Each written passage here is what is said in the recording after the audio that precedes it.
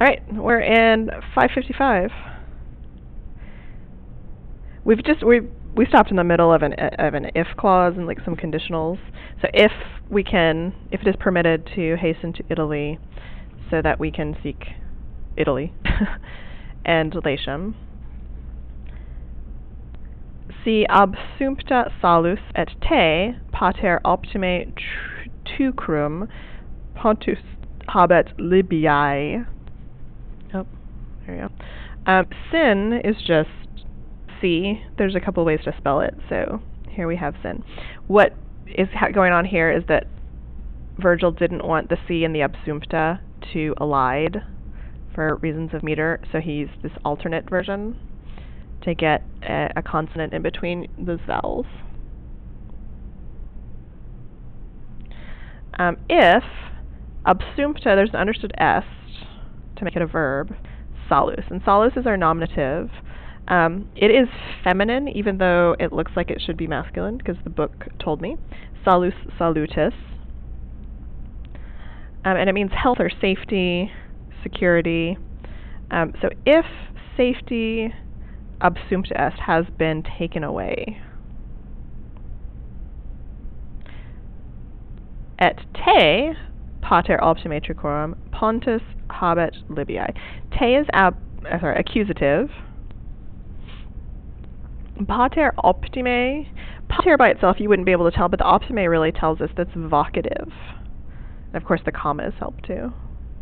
And then tucrorum is a little bit of a syncopated form. It should be tucrorum. This is tucrum. So we're missing a syllable. It's just been sort of smashed together for meter.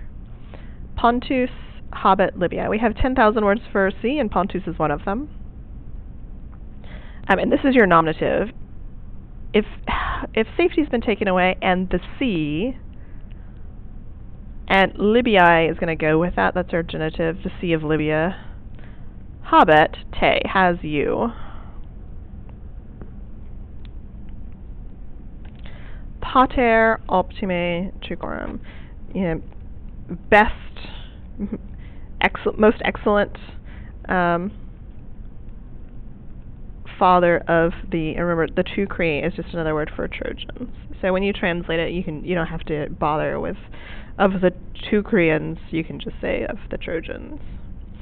So here, remember, they don't know that Aeneas is here. So he's addressing someone who is not there. And that's apostrophe. Usually it's things that even couldn't be there. Like when you talk to Rome, you're like, oh, Rome. Sometimes you're talking French, like, oh, Leander. How I love you, or how I would like to leave, or however you feel. That's called apostrophe when you're talking, sort of addressing someone rhetorically. Oh, you, Aeneas, for dramatic effect. And just like the word apostrophe, grammatically. Next, space nam restat Iuli. Space is our nominative here. Iuli is Aeneas' son's name is Ascanius, but he has another name, Iulus, which again is looking forward a little bit. He doesn't get this name until they're in Italy, but of course Virgil knows. And hope now does not, so you have to get your neck in there, and now hope, there's not now hope remaining, right? Hope does not remain. And then for Iulus, who's his son. There's a couple ways you can translate that.